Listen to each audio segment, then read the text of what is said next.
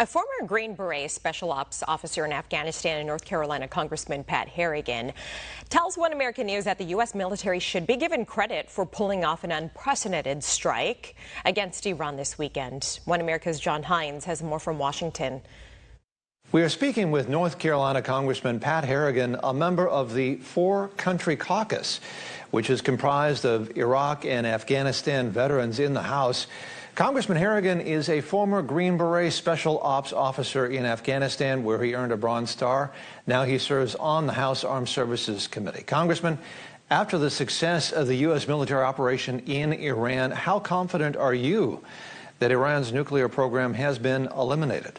Well, I'm certainly hopeful that it has. We definitely conducted an unprecedented strike that only the United States of America could pull off. But I think as of right now, we are still assessing exactly what type of impact that had to their nuclear capability, although all of us certainly remain hopeful that it was a complete and total reduction of their nuclear capability. Sir, what do you anticipate? I think Iran has said that they will take some reprisals, make some reprisals against either the United States or Israel. What do you think that might look like?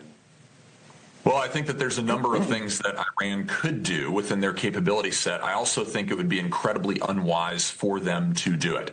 Iran has made a lot of bad decisions in the last several months leading up to where we are today. First and foremost, not complying with President Trump's directive that they come to a deal within a 60-day framework. And then, as everyone I think has heard the intelligence change, they made some bad decisions in there that moved, more towards manufacturing a nuclear weapon.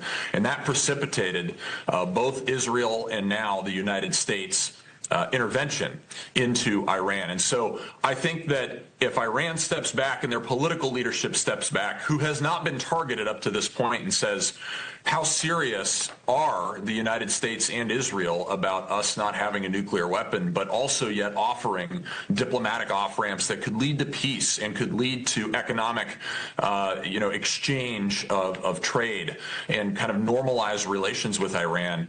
It seems to us like it'd be a very clear choice.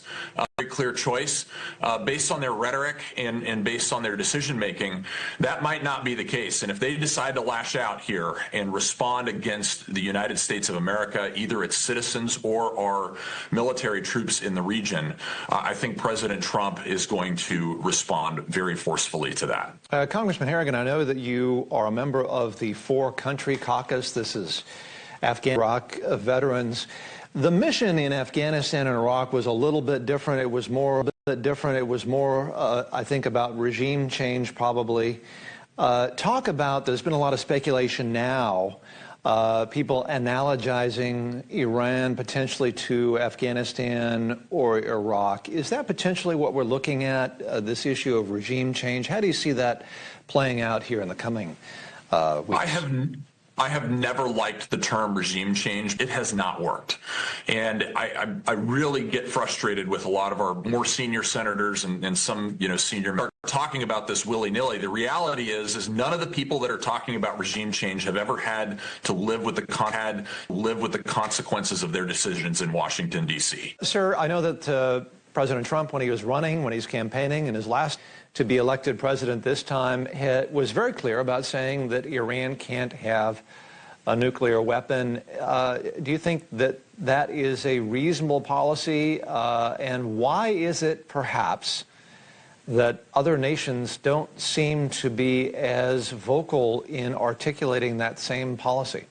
President Trump has been remarkably consistent, as has anybody that has seen the world clearly over the past decade and a half, to have the policy that Iran cannot have a nuclear weapon. That obviously does not work for a variety of reasons. But I think that a lot of countries aren't really communicating this clearly, quite frankly, because they don't have an ability to deal with it like we do in the United States. I also don't think that they have leaders who are as bold as President Trump and actually willing to step forward and make very difficult calls. And so I think for all of those reasons, you've got somewhat of this, nebulous communication going on around the world. But I think President Trump, the United States of America, once that decision was made, is incredibly resolute about this. And the only thing that's left is America winning in America accomplishing its strategic interests, period. Congressman Harrigan, thank you for talking to us on One American News. It's a pleasure. Great to be with you, John. Thank you.